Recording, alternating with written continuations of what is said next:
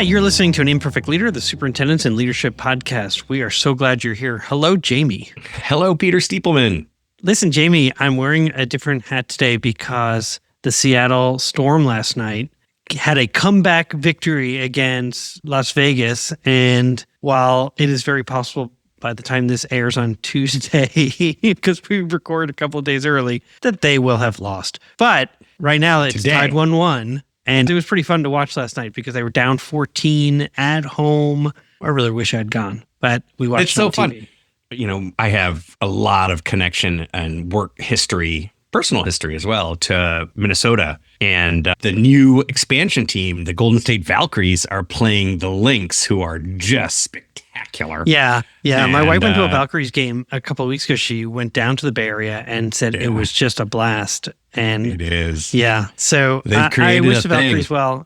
They're not going to move very far. And nor will the Storm, although maybe my naysaying will, the universe will be oppositional, defiant, and somehow put them on a string of victories. One can only hope. Can I share one of my favorite things about the Valkyries? Yeah. And we haven't gone yet. I haven't gone over to see them at Chase Center in San Francisco, but they have renamed Chase Center Valhalla. Oh, yes, I saw that. That's amazing. That is so really great. That is really funny. All right, so they're about to hit the road, and so I think that's a great way for us to maybe talk about our guests today. Because he goes on a roadshow, or he does rounds and does a roadshow with his own district. I couldn't help it. I'm just so happy with myself. I was going to go with the basketball. Content. He too comes from basketball nirvana. But he's from Kentucky, not Indiana. Well, still Kentucky. That's the all right. Fine. Well, Jason Radford is our guest, superintendent in Kentucky. Really enjoyed talking to him. Really just down to earth, really thoughtful individual who models vulnerability in such a really important way. So I hope our guests will listen to that. He also talks about data-driven equitable resource allocation, and that's a mouthful. And it is something that superintendents really struggle with because everybody during budget season brings to you a need, and you want to be able to deliver. You only have a certain amount of finances to be able to allocate. If your enrollment has gone up, you might get a little extra money. If people's assessed valuation on their homes has gone up, and then you might get a little bit more money. The state often makes promises about allocating more money. Often it's a shell game. They'll pull from one area and then add to you. So they'll pull from your busing and then they'll add to your per student amount and then say, look at how much we added per student without really demonstrating or showing that they actually pulled it from somewhere else. So you have all these kind of things. There's so many uncertainties with federal funding. I read in the paper that they're talking about a 26% decrease in Title I funds. And, Jason relies on Title I funds. So I thought it was really interesting how he talked about resource allocation. I certainly am open to talking about how we did it. It's just you don't really get a lot of training on how to do that in a way that seems equitable, appropriate, transparent, clear, and that can be supported by those who feel like they didn't get what they asked for. That part of the conversation, which I hope folks will listen to, is kind of Superintendency 101. Like what you prioritize in your budget is what you care about. And so if that's just rooted to what people are asking you for versus what you have said we're about, that's where the problems arise. Totally. Being clear, right? That clarity of vision, the clarity of here's what we're about. That part helps you grasp. It's not like North Star. It's the same kind of concept. Yeah, you say it, I'm not accusing you of saying it flippantly. I think you're right in that should be considered sort of the basics. Your budget should reflect what you value, and it should reflect what you're prioritizing in terms of what your district needs. I will also say that sometimes things pop up and that becomes, oh my God, I need this right now. Right. And it's the same thing, I think, as a homeowner, right? Sometimes we're like, I must have new lawn furniture. Like, actually, it's not your priority, although in that moment, it seems like it is. So, but like lawn furniture as a comparison to like, I need an aid for whatever. But at any rate, it's a terrible example. Terrible. But yeah, that's fine. I'll even leave it in because, sometimes we're so polished. So I'll just leave that in there as that was bad. Yes, I am saying it we need a new bench. Merely because it's we need a new easy. flagpole. We need a new jungle gym. We need a new swing. Oh, actually, swings are on the outs because, poor child could break their arm because, we have to bubble wrap every child now. Wow, I'm on fire today. All right, keep going. My flippant comment is it is in some ways flippant, only because it's easy to say. It's very hard to do. You also don't know what the emergency is down the line. So, this too, if I stretch your housing example, like buying the lawn furniture, but you don't actually know that there's a leak in the roof. And so that's true. Yeah. That comes, and all of a sudden you're like, wait a second. How many TAs quit? Why did we lose 5? And it's March. Yeah. That's just the nature of the and then I would say, for example, this week in particular, superintendents all across the country, as I've talked to them, are dealing with the political fallout of real divisions in our nation and trying to navigate what has become, if you listen to last week's conversation with Carl Cohn, the fact that they have to be civic leaders and politically savvy leaders. And they're like, I got into this for teaching and learning. And now I'm getting doxxed by people all over the country who are emailing me about firing this teacher or firing that principal because they said something on social media in their personal time that is considered offensive. And now they're putting people on admin leave, paid admin leave, as they have to investigate. And their boards are being punished by local and state officials. And it is out of control right now in our schools. And, we talk about being transformational. We want to really, this whole podcast is about being a resource for the field. And right now they're like, I'm just working on mitigation. You want me to talk about transformation and like continued learning? Lord have mercy. So I really am glad that Jason Radford is our guest, because he talks about almost like slowing it down, being mindful that as he does this roadshow or rounds with his community and with his schools, that he is incredibly vulnerable about what people are saying and then working together to get to a better and more ideal future. So if it's all right, why don't we just get into the conversation with Jason, and we'll come back and we'll talk a little bit more. That sounds good. You are listening to An Imperfect Leader, the Superintendents and Leadership Podcast. I'm Peter Stiepelman. And I'm Jamie Almanzan. And we are thrilled you're here. We'll see you on the other side. Today on An Imperfect Leader, our guest is Dr. Jason Radford. Dr. Radford became superintendent of the Oldham County Schools in Crestwood, Kentucky in July of 2021, with experiences ranging from classroom teacher to high school principal, and from the National School Leadership Coach to assistant superintendent in Boone County. Dr. Radford has consistently championed strategies that integrate social, emotional, and academic learning to support every student's success. So, Jason, we are thrilled to have you. Welcome to An Imperfect Leader.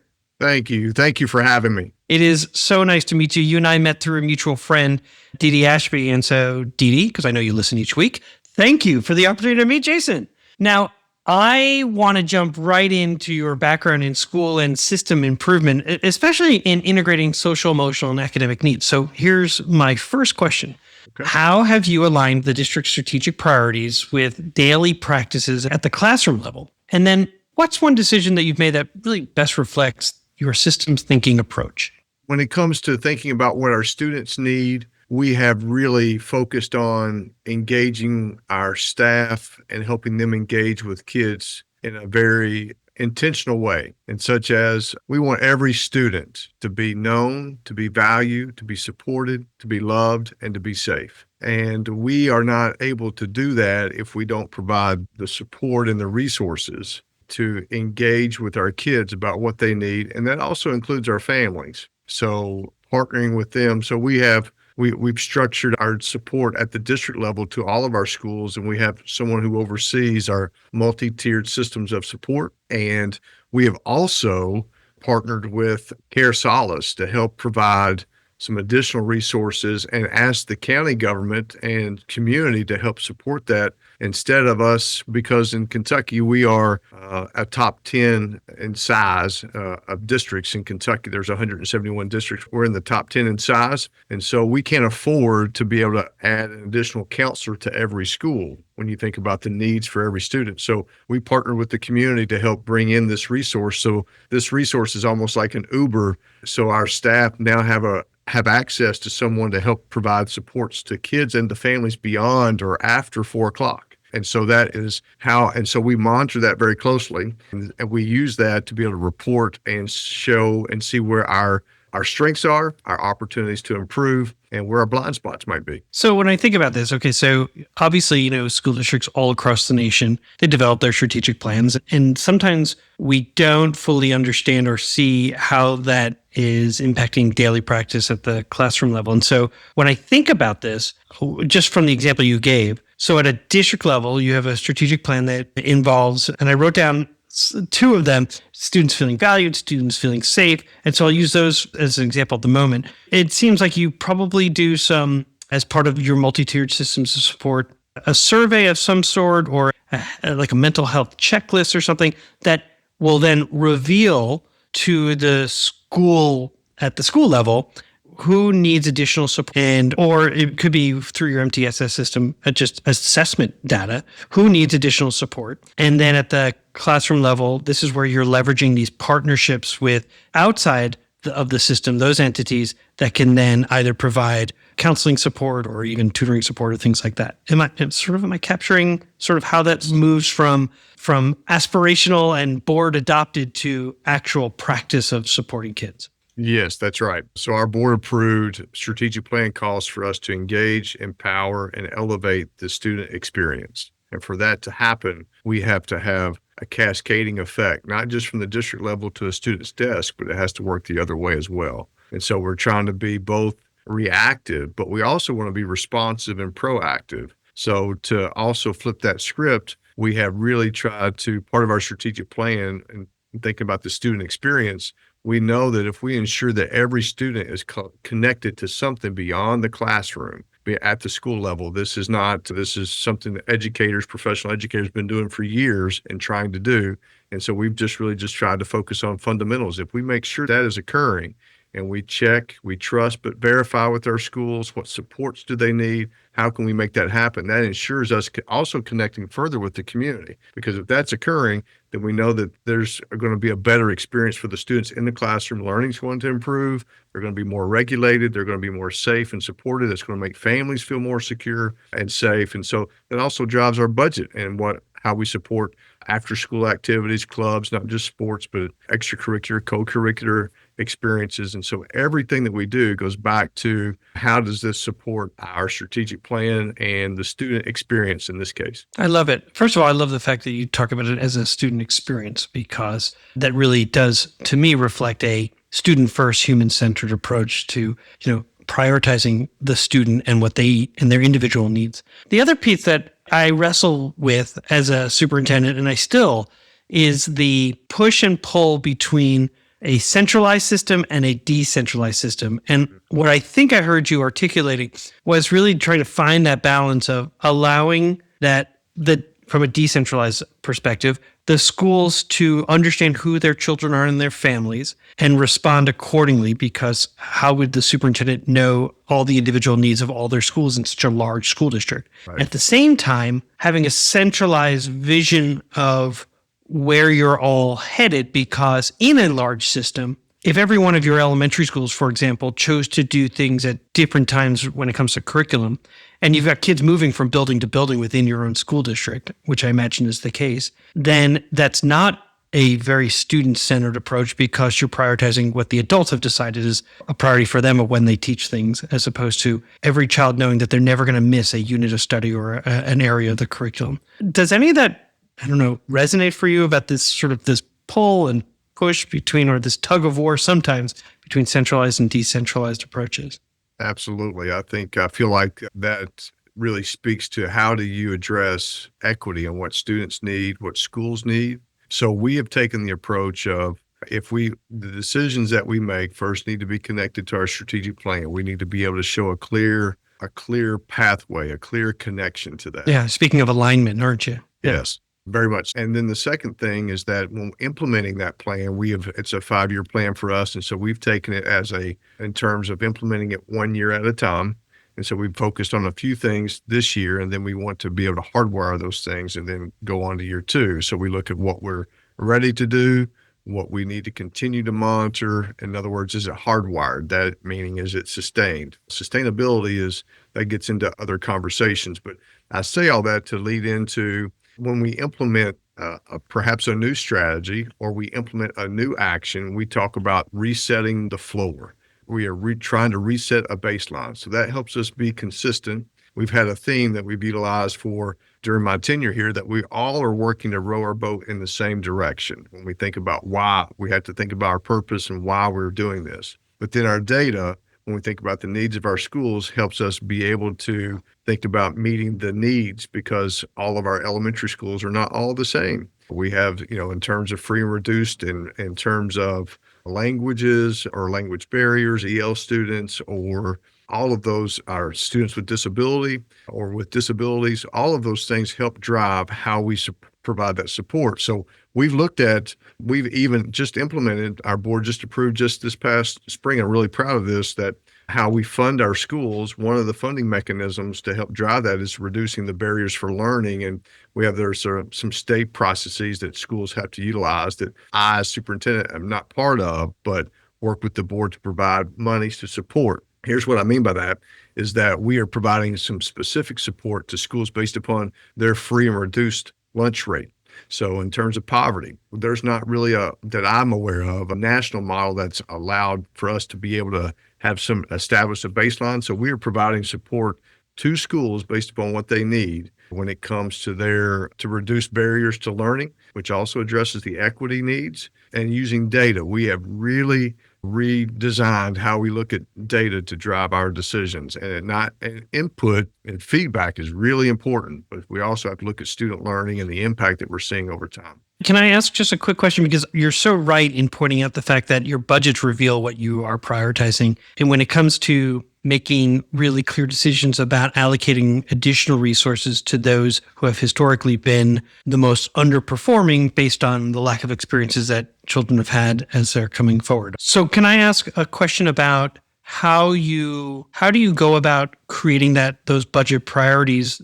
Is it like you create tiers to sort of, or as you're choosing to allocate resources, you, your team, and your principals, I imagine you're bringing them in as well to have the conversation, so there's clarity around why this school may have an additional reading instruction, or why this school has before and after school care, and those types of decisions that you might be making. Is it sort of tiers of support that you create, or is it that each of the additional factors at each of the schools get a point, and it's sort of, I'm really curious, lots of school leaders do it in different ways. Yeah, so I envision that we would arrive to at that point in terms of looking at tiers and a more robust system.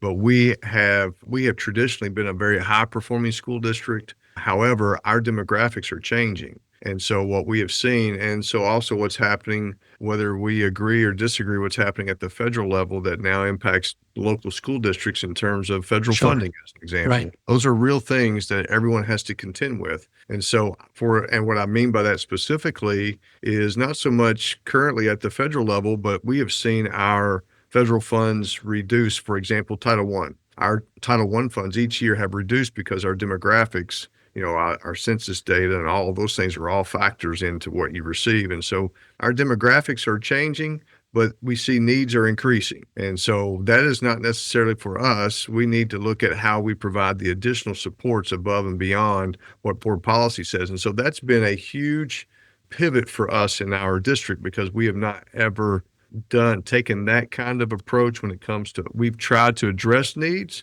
but we haven't had a system to address needs. Understood. When you think about changing demographics, and then how do you inform and communicate and garner the support of your community to embrace the decisions that are being made based on those changes? That's a whole nother podcast. We'll have you back for that one. But I do want to talk about feedback, because you were just talking about how do we, you use data intentionally, and you do it as a way also to provide feedback. And by the way, if you're just joining us on An Imperfect Leader, our guest today is Jason Radford, Superintendent of the Oldham County Schools in Crestwood, Kentucky. And in the leadership model that I use to advise others, there's a dimension, collective aspiration, which is really the heart of the work that we do. And inside that dimension is a term, an ethic of excellence. And it really speaks to the process that educators and leaders leverage to thrive. And so when I think of the culture of service excellence, I know that's important to you. And it's even, I think it's referred to as rounding in your district. And you've spoken about the importance of rounding and even launched a rounding roadshow. So can you share, what is a rounding roadshow? What does that mean for your leadership practice?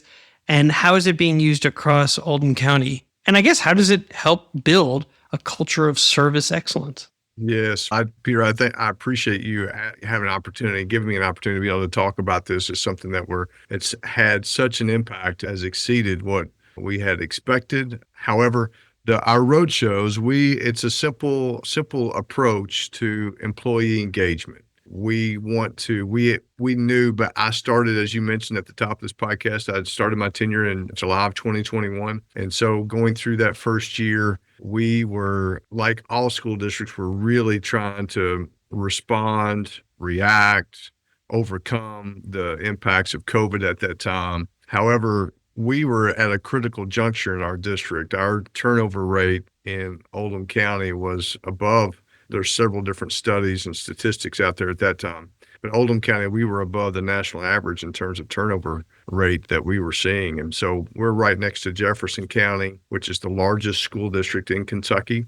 And the pay gap was very significant. And so there was the culture in our district was not where it needed to be. And so we needed to take action. We needed to have urgency, not go too fast, but be laser focused. And we coined the phrase or the term Roadshow because our senior leaders, myself and our senior leaders, were going to hit the road, and we were going to go to all of our people. We have 1,500 full-time employees, and so we were going to hit the road and go to them. But we needed to create a system to be able to help us be able to talk to them strategically, intentionally, about the things that we needed to do. And they needed to be involved and be part of the solution and not be one they didn't need to perceive, nor see, nor feel that Jason, as an example, was sitting in his office and just coming up with these solutions and hoping that it would work. So that's what we did. We took rounding in a form of being able to engage with our people. And so then we have just grown that. We just completed Roadshow 3.0. And that's our employee engagement. And so it's been so well received, and really proud of the folks in our team and what they've done. And our culture has transformed itself over the last 3 to 4 years. So that's interesting. So what have you learned? 3.0 just ended. I'll tell you. So in thinking about our podcast today, we've done gotten lots of feedback from our leaders and from our staff. I'll tell you a couple of things. I'll read a couple of quotes to you. And thinking about preparing for next year, these and how we can improve, because we always want to grow. Sure. That's what this is all about, right? I'm about to ask you, what does an imperfect leader mean to you? Don't tell me yet, okay. But it's right on key. Yes. Okay. So I'll read a couple of quotes to you. This is from our leaders and thinking about even specifically about these road shows of employee engagement. This is a quote. Quote, "Road shows, 100%. They have clearly mattered and made an enormous difference to removing the divide between buildings and central office. Those must continue." That's huge. Those are one of our leaders' words, not mine. Another quote, "Road shows are 100% must keep. This helps encourage our staff, reminds them of the steps taken on their behalf, and opens a door of transparency that's critical to building continued trust." That's fantastic. Do you feel that in year one, Roadshow 1.0, that you were getting that same kind of feedback? Or was it that they're like, this is nice, but unless you're going to continue to do this, I don't know. You know what I mean? It's like when you start something, people say, that's nice. However, are we actually going to see any action based on the feedback we're providing? And now that you're in version 3.0, I imagine there's been a shift in the cultural field with your goal of trying to increase that culture where students as well as employees feel valued. Yes. So I take the last part first. Good, because it was a really long question. So if you had gotten lost from the beginning, that would have been totally fine. We have created our value statements. We refer to them as actions of excellence. And so when we do our road shows, one of our 4 pillars is the employee experience. And so we put that because that should be always a guiding light for us, depending upon which part of our school district, our community as a whole that we're talking about. So when we do our road shows now, we pull up those actions of excellence, and we pull up the employee experience, and we want to engage and empower and elevate their experience. And so we talk about that. That's why we're here, because of you. So that question, that first year that we did road shows, right? really hard. One of the most challenging things I have done for many reasons, because for example, we had started creating a system for what we would present and show, because we were trying to re-recruit our own employees, and we felt like our current employees would also be the best recruiters that we could have. We could advertise, we could do all these things on our website, and those things are important. Everyone takes their approach to doing that. But if our current employees have the best experience and they know that we're taking action, then man, that can be our best set. They are our best recruiters, I mentioned. So the first year, we collected lots of feedback, and we as a team, our senior leaders, we put up the worst. When we went around and presented and talked to our staff, all 1,500 employees, we put up the worst comments, the worst feedback that we could find. And they could not believe it. There wasn't a phone in anyone's hand. There wasn't a pen in anyone's hand. They were fully engaged, but they were still very skeptical. There were still lots of conspiracy theories that this is just really, and that was probably a frustration of mine early on during that first year, because they felt like we were just doing a dog and pony show, and they didn't believe that there was really going to be any action.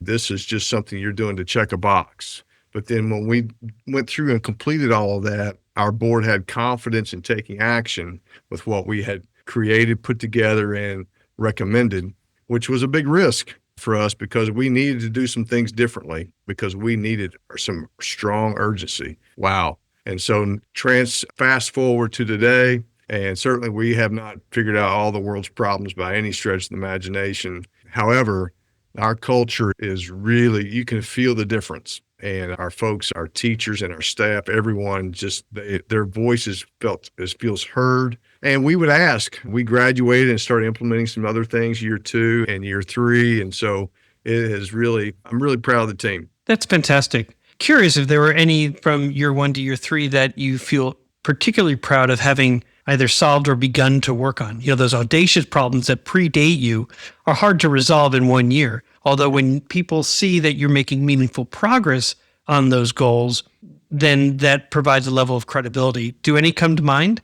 I could think of several that stand out. Some of the most significant ones are also some of the smallest actions that we could take. Of course. It's kind of like when you talk about innovation, people think I need to be thinking about how I'm preparing kids to live on Mars. You're like, no, it could just be that there's a system in place to call parents to celebrate their child's success, as opposed to always being the group that calls to say your child is messed up, kind of thing. That's an innovation when you have a clear new system in place that elevates the feeling that families have about their schools. Because otherwise, I only hear from my school when my kid messes up. Oh, really? I work in a school or I live in a community where we're called constantly to celebrate our kids. And that's an innovation in my mind. One of the things that, a small thing, I completely underestimated. I knew, everyone is a leader. Everyone has a spidey sense about, your own instincts. And I knew that we needed to do this. But what I did not know and what I underestimated is how much our people starved to be able to have, and I didn't feel like it was because of any one of us as senior leaders or myself as superintendent, but they wanted the superintendent in front of them. They wanted to hear directly from him or her. And I truly don't think it really mattered that it was me or someone else. But, some of our staff would say, Jason, why hasn't this occurred before now? Why? We've never had this opportunity. We've never had. Right. You're essentially saying, look, we're not going to do the superintendent shouldn't be Oz, where there's this mysterious person who nobody ever sees. So just being present was transformative. That's fantastic. Yes. How does the term an imperfect leader resonate with you? I'll tell everyone on our team and our principals too that if you don't make at least 3 mistakes this upcoming year, each year, any year, you're not doing something probably right. So mistakes are, and we don't expect perfection, and mistakes are going to happen. You just need to make sure you're making them in the best, doing so in the best faith possible. And if something happens and we make a mistake in good faith, then let's come together and let's figure out how we can respond to it. Because, most things that happen to us, 90% of that is how we respond to it. Hello, everybody. My name is Zach Taylor. I'm the Executive Director at the Center for Transforming Education. And I'm Peter Stiepelman, a former superintendent from the Midwest and the host of An Imperfect Leader, the Superintendents and Leadership Podcast. And listen, we call it an imperfect leader because one of the things that we do know in leadership is that we get into these positions and then there's sort of this expectation that we're going to be perfect. And that's just not the case. And what we're seeking all the time is an opportunity to come together with others who are doing very similar work and learn from each other, share our stories, share our successes, and also try to figure out how to solve some of our problems. And so Zach and I have created Talk Soup is what we're affectionately calling it, SUPT, right? In terms of superintendents coming together, learning together, and also having fun together. If you'd like to learn more, come over to our website, imperfectleader.com, and sign up. We'd love to spend time with you. We look forward to seeing you. Hey, district leaders, I know you already know this. In schools worldwide, cell phones are posing real challenges on student engagement and mental well-being, and I want you to meet Yonder, a proud sponsor of An Imperfect Leader. And let me share this story from a visit I made to some schools in Silicon Valley. I asked some kids what they liked about Yonder, and after some funny looks, they shared that actually, with Yonder, teachers don't have to battle with them over phones anymore. In fact, one kid said to me he didn't have to worry anymore about his parents texting him in class, and the kid next to him sort of shoved him and goes, "Texting? My mom used to FaceTime me in class." I want to introduce you to a support system that increases teaching and learning. I want you to discover why 1 million students choose Yonder daily. Minimize distractions, maximize learning potential. To learn more, go to overyonder.com. YONDR. We're back for segment 2 of An Imperfect Leader called Imperfect Leadership in After Action. And my guest today is Jason Radford, Superintendent of the Oldham County Schools in Crestwood, Kentucky. And in this segment, we ask our guests to deconstruct a decision that they made, and then we discuss it. Jason, what happened? As we had talked a little bit about in the previous segment, our roadshows were something that we decided that our employee engagement, we refer to them as roadshows. And that is our way of senior leaders hitting the road and going out to our schools, all of our departments. For us, that means about 30 meetings with staff at school level, at the department level. I would also meet with every school leadership team. And so we would embed our process of rounding and asking for feedback and having some FaceTime. And so something that really got overlooked was, as we had mentioned earlier, our people were starving for that connection to district leaders and specifically to the superintendent. And for whatever reason, they felt like there was a disconnect. And I did not, one of the specific things I overlooked was trust. And that some of that is during my tenure started as COVID was still happening in the 21-22 school year. And if we're in education, anyone listening to your listeners, that's a real thing that we were dealing with at that time. Yeah, But some may be pulling over or driving over to a bar at this moment. Yeah, any mention of it as during school leadership sort of prompts a sort of not the most healthy decision. But yeah. No, we felt, and one of the things we would talk about was trust was and at that time and still is, my belief is a very dangerous word. You build trust by doing the work together. And that is like stacking pancakes, day upon day, week, month, so on and so forth. And something that I overlooked was, and I did not really know or understand that level of our current state within the district. And that kind of leads in, that's a little bit further than just hearing from me directly by doing so, but it gave our people a chance and our district a chance to heal. And I overlooked that aspect because That's interesting. That we needed to get into trying to re-recruit our own people, trying to retain, and also help ask them to be recruiters for the district based upon their positive experience. Let me see if I understand this correctly.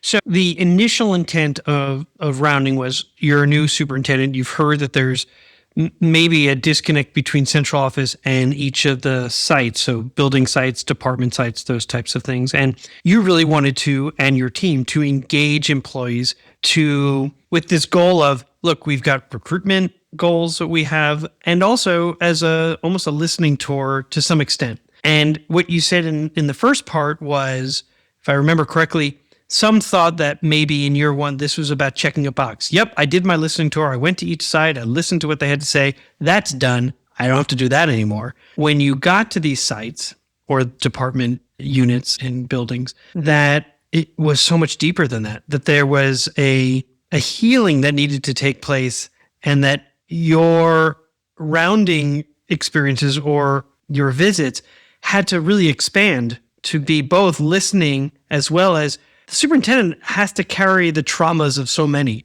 and has to be that stabilizing force as well as one that can answer questions and be vulnerable and be humble and be human-centered. And so it sounds like you then had to do some restoring of trust as well as, hey, and also, and I imagine that contributed to, that will help recruit when people say, you work here, you're going to work for a leader and a leadership team that really engages, doesn't just do one-way communication, but rather it's a real reciprocal arrangement. It's shared.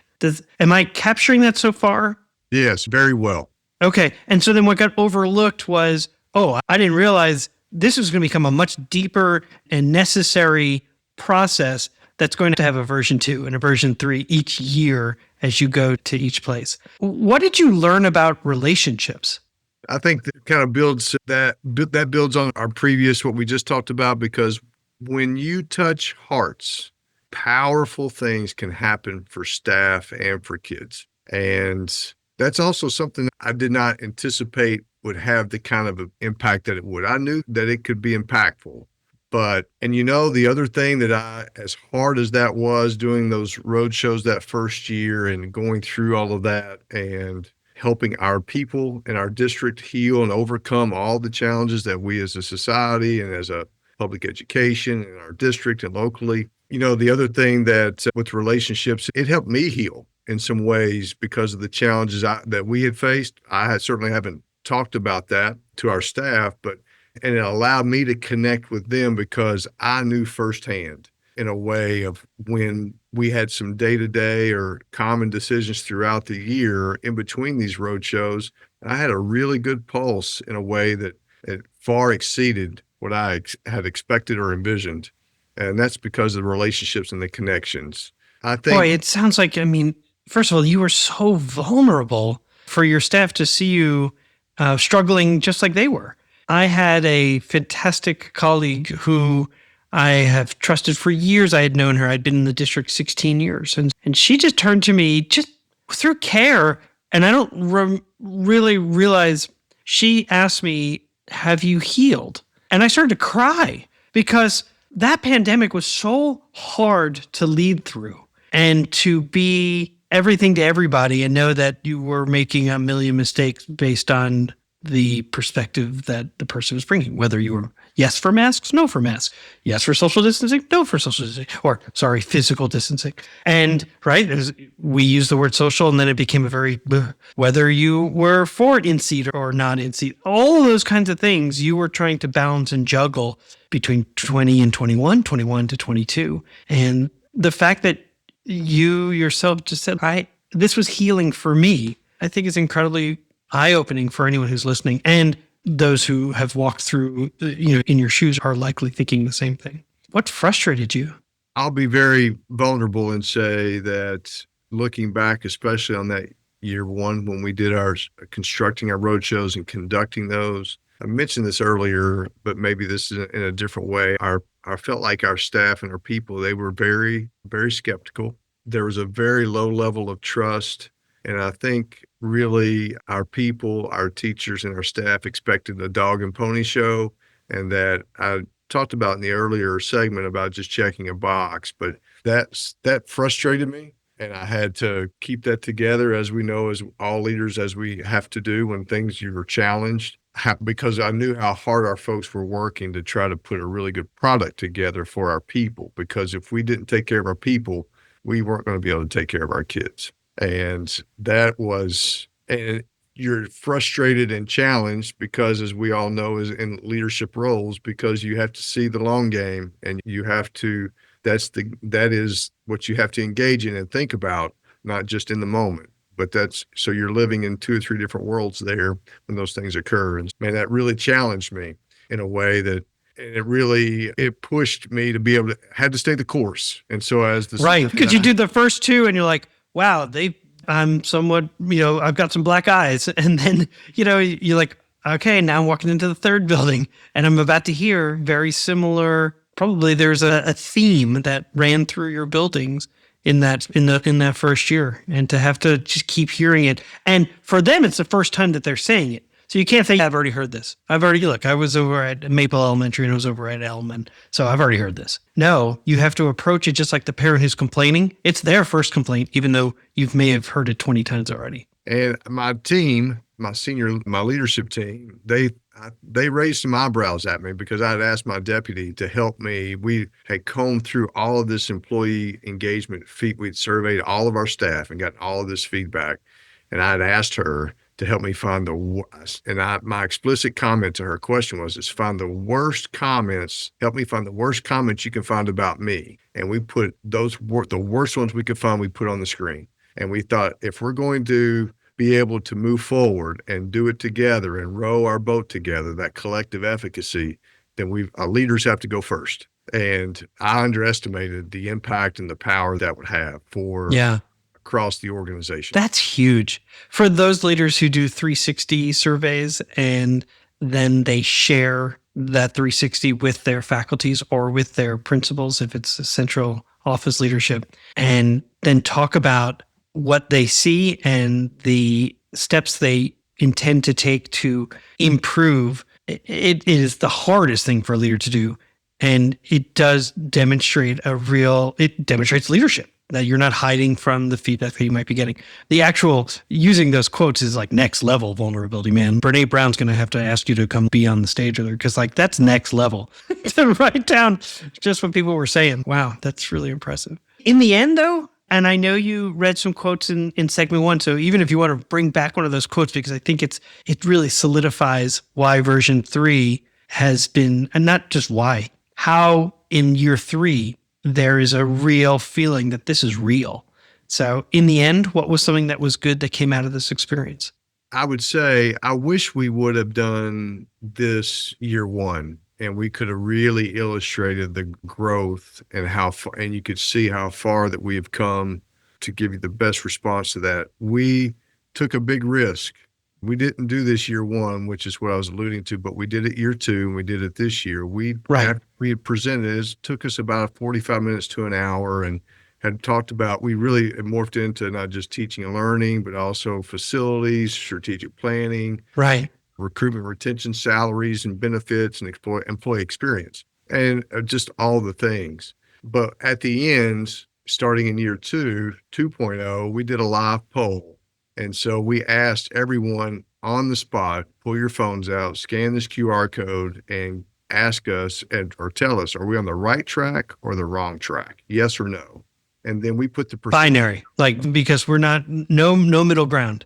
Correct. Again, wow. And we put the score up on the screen in real time so we gave them 30 seconds, a minute, and we put the score up on the screen. And so then people would hear about this, and very humbly, we were very proud of the response rates and the level of agreement that we got back. But when people would ask, tell us more about that, even locally in the community, I would ask them the question. I said, okay, so help us, so our board would have confidence in what we were doing. That's really important, because, you have to have your head in the sand if you don't know that public education is very challenged right now. So I would ask them, some of our community leaders, county leaders, I would say, what level of agreement do you think, what percentage of our people do you think overall said that we were on the right track? And most people would say 70%, 75, maybe 80. A couple of times I may have gotten to 80 or 85%. So 2.0, our second year doing this, that's when we started, we were 96% right track. And this year we topped that to 99%. Oh, come on. That's amazing. And however, that was such intentional work and lots of things happening, from year 1 to year 2 to year 3. And I mean, you could, I think, count on one hand, maybe, the number of people that thought we needed to do more. And I told the team, I said, after year 2, I said, guys, this is awfully risky. What if and so we met with all of our bus drivers each year. And we have a big room of bus drivers, and sometimes in all the districts I've worked in, I can speak from that myself, that And sometimes our bus drivers can be the most authentic and real with them. That's right. No, there's no sugarcoating. There's no filter. Yes. And they gave us, high marks, 98 to 100. I mean, it was incredible. It's I told the team after year 2, I said, that's one that when we started year 2, I was like, this is risky. 2, I don't know if we could top it. And I was really worried about doing it this year. And we really worked to put together a really nice package, I guess, if you will, to support our employees. And we expanded to support our parents and certainly our students. Our guest today was Jason Radford, Superintendent of the Oldham County Schools in Crestwood, Kentucky. Jason, you mentioned at the beginning and then you reiterated it in part 2 about rowing in the same direction. And I love that as a metaphor, as long as you're all rowing towards the right destination. And one of the things that I know that to be true is because you have talked about valuing kids and you talked about valuing employees. You talked about the student experience.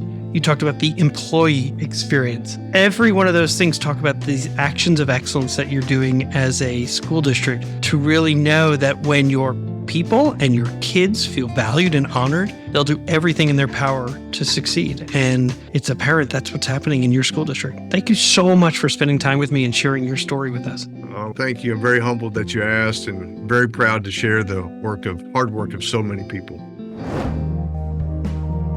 All right, we're back. What did you think? Specifically, when he talks about, we talked about this at the opening, but when he talks about, he uses the word equity, basically fund allocation and trying to prioritize the needs of the district, and meaning that, and he also indicates that the needs are not the same in every place. I think this is very often the part that all districts are navigating, is that they know that their schools are not the same, their needs of the students and families are not the same. Totally true. How did you manage this in your district? This wasn't easy for us. And in fact, I'd say probably towards the end of my superintendency, we got into a really good place of doing both asking people what they needed, putting together, we also did a zero-based budget process. So it wasn't just that you got the same budget each year, because that made resources more scarce. And so if in fact we said, what do you need? And so we built budgets from 0 up. What do you need? Not just what did you get last year? And then we'd say, okay, now we have this pool of money. And then we would work together transparently. And I sometimes hate that word, but really like with clarity of saying, here are our goals.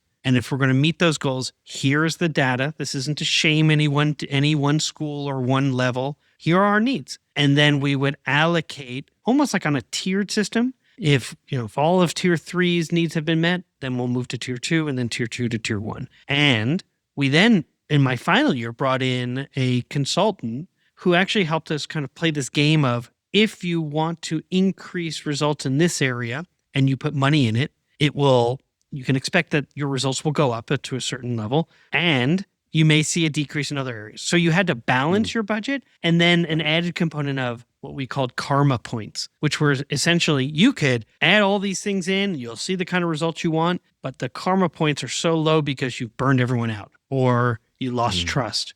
So it was just a really good exercise for us to put things in tiers, to be really clear, and to have a process for allocation. And I was really proud of it at the end. At the beginning, I thought I was more like, I don't need to tell everyone. I've got it figured out. People know what our goals are. They know which schools are struggling. But until you're really in there, here it is. Yeah. And this is why. People may not always love it, but they understand it. And then they can tell others why. Because otherwise people write their own narratives about why they didn't get or why they did get certain allocations. I like the comparison, the two funds and going to particularly programming or whatever new resources for the school systems, while at the same time impacting karma, the concept of karma, either positively or negatively. It makes me think of The Sims. The Sims game. Exactly, right? I can plant all these things, I'll get the yield, but then I don't have enough people to actually, harvest. Yeah, exactly. So, I'm going to build a baseball stadium. I'm definitely building a baseball stadium. Well, no one's going.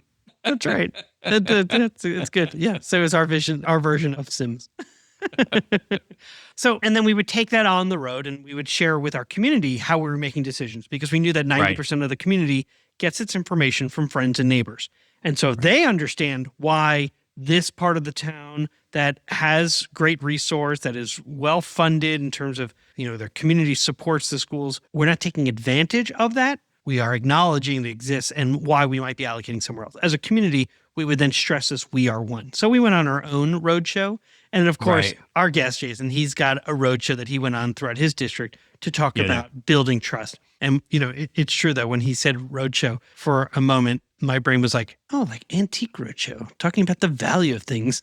It's like, actually, nothing like that. But I kind of wish he had. God, this is where you and I are just so clearly different people. Like the thing that went through my head was the WWE roadshows. Oh, my God. Yeah. And so, never in a million years. Fireworks, all of that. Was the Undertaker somebody? Oh my Lord, you're disappointing. I did that to bait you. You're such a disappointment. I stopped watching when it was, Superfly Snuka and Junkyard That was Dog, back in the day. Yeah, that was when I was Piper and Rowdy. Rowdy Piper. Captain Lou Albano. Didn't he have a rubber band in his cheek or something? I remember. Yeah. I love that. I loved. Was he in like a Cyndi Lauper video? I don't know. I can't remember. Yeah. I remember the Nature Boy, Ric Flair. That was mine. Oh yeah, Nature Boy, Ric Flair. Oh yeah, so funny. And Randy Macho Man Savage. There it is. There's our old man wrestling conversation for the moment. What the roadshows this roadshow that he did, which in essence you mentioned it's sort of like a listening campaign, but the way it was different, this sharing of survey data. Basically, they ran a survey. He ran a survey and he said, when he says collect all of the direct negative feedback about me, and he shared that directly back. I loved it. I loved bold. it. That was courageous leadership. It was bold leadership. It was authentic leadership. It's great. It's a small move that I think a lot of people are nervous to make because they want to come across as truly competent. But I think that what a lot of us underestimate is the confidence boost that's taken by saying, I heard you. Here's what you said. And I loved it. I loved it. It made me think of in our organization, in APC Leadership Collaborative, we always take feedback at the end of any cohort workshop or seminar or whatever we're doing. And we go through all of that feedback. And then we push that when we open the next workshop, we show that feedback back and say, hey, here are the comments that people had to make. And we made adjustments based on these comments to this particular workshop. That's so valuing. Yeah. Oh, it's just to say, look, you drive your comments and feedback, drive how we put this together. And I think I've said it in another podcast. One of my favorite things that goes with the confidence, yes, he has confidence to share it. But people are people. We're all flawed. And so we'll get feedback in our seminar feedback that are direct contradictions of each other. So one person's like, the worst waste of time. We spent not enough time on blah, blah, blah. And then another person would say, oh, I did that well. That was really great. Perfectly timed. Yeah. You'd go. Well, but that's good. I mean, you let them know, right? So yeah, exactly. One of the things that I want to stress, though, for those who there, two things came to mind on why people don't do this. Yeah. One, you pointed out, they see it as weakness, that you're exposing their weakness by telling people where they've fallen short. And I would suggest it actually demonstrates strength. The other reason why I think people don't do it is because they're concerned that they'll start arguing. Yeah, but I think you're wrong here. Or they become defensive. And either they know themselves well enough or they have experienced it in the past where they become defensive and now it's just sort of, they've eroded even more trust. So they say, let me stay away from that, because all it turns into is an argument, and they don't realize their role in that argument, because every tug of war needs two people to be pulling. Greg Meyer, whom you don't know, is my partner, says, I don't talk about our organization enough on the podcast. And I'm like, well, it's not about me, but this is why you need a coach. You need a coach because the coach doesn't carry the same level of emotion walking into those meetings and helping you think about how you're going to respond, first emotionally, second logically, is key. It's so helpful to have someone walk you through it, practice, to get yourself to feel the feeling before you walk into the space. The cabinet meeting or the board meeting is not the place to practice. That's not where you practice. You got to practice before so that when you go into the stadium, you're ready. And that's what a coach can do. Jason prepped. That's what it feels like. What is something that you suggest to leaders as they enter these spaces and they're going to be vulnerable and they're going to ask for feedback, and they want to avoid the impulse to begin an argument or a discussion. Is there a piece of advice that you provide? Can I give two? Please. Nobody's going to be surprised by these two pieces of advice. The first one is an obvious one, and that is, do you know how to listen? Do you know how to wait and just listen, to nod, to prioritize how other people are thinking and listen to their tone, see their body language, see, are they sharing this from a place of anger, or are they sharing it from a place of like thoughtful reflection? You can pick all of that up, but you have to slow yourself down. So advice piece number 2, related to listening. You're going to laugh at this one. People usually do. Breathe through your nose.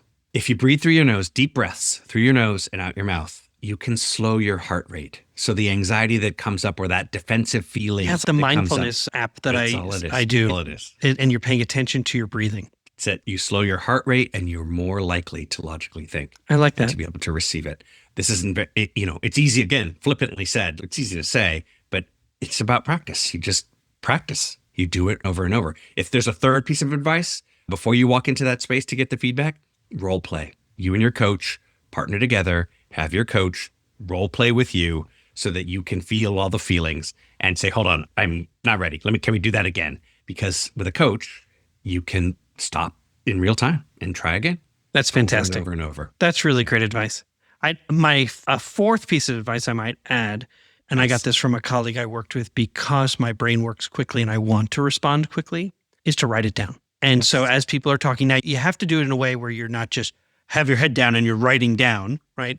You do on the onset say, everything that you're going to say today, I really want to hear. And so you're going to see me writing it down. It's because I value what you're saying. And then periodically you read back what you wrote because people will hear what you've written down and they'll either clarify or they'll confirm. Either way, it brings value. I can't tell you how many times when I started doing that, did I get the kind of feedback of, we felt heard, we felt seen, and we actually feel like you're going to do something about it because I wrote it down, as opposed to just being in a space and saying, well, thank you for that comment, or thank you, or that sounds so much like so-and-so just said, thank you so much. And they're like, thank you. What are you going to do about it? Kind of thing. So I highly recommend that if you're in leadership and you've got an opportunity to be in a space where you're providing an opportunity and a venue for people to give you their thoughts, you're harvesting the collective wisdom, write it down. I can't, listen, now we may not be on the same wrestling wavelength, but we are certainly on the same wavelength here. Take notes, show people you take notes. The notes aren't meant to be an exhaustive word for word capture of everything. They are meant to indicate that you are listening carefully and trying to actually note what are the things that matter to that person. It's everything. Yes. It's everything. Can I make one more connection to the Roadshow comments that he made and about giving the feedback? Side note, one thing that Jason did talk about was the idea of giving it in real time. Are we on the right track idea? I loved this. It made me think of, God, now I'm spacing on I didn't have this as a teacher, but the buttons that kids can use in real time during a survey in class. Oh, somebody give us a comment. Put a comment. Echo. They were called something. Emo, Echo, Yoda. But yeah, it basically is, let's do a survey in real time and tell us how we're doing. I think that's amazing. But the comment that I really want to lean on is this comment where he says, one of the things that we would talk about was trust. And it's my belief that this is a very dangerous word. You build trust by doing the work together. It's like stacking pancakes day upon day, week, month, and so on.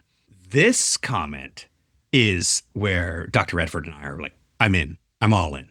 That is exactly what trust is. Trust is built by the daily effort that you put forth over and over. And then he goes on to talk about burning that trust, like losing that trust. That made me think of one of the authors that we use is an author named, I think I've mentioned him before, named John Heron, who's a coaching researcher and therapeutical coach. And he talks about basically being in alignment with people, right? So getting into an agreement with people that what he describes as called enrollment. You enroll with a partner to meet their goals, support their goals.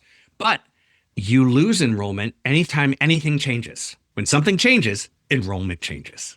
You don't get trust and it just stays there. you can lose it very quickly by anything changing. Number of people, the way in which you set up a system, the bus doesn't work, the bus system's not the same. Whatever can actually cause for a disconnect as it relates to trust. So the pancake example is you better have a ton of pancakes timed on top of each other, because shifting the bus schedule just lost you half the stack. I like that. I liked also how he reframed this idea. So on the right track sort of helps. I mean, trust is such a big word, and it means a lot of things to a lot of people. Yes. Track is fairly, I would think, it's easier to sort of get your arms around.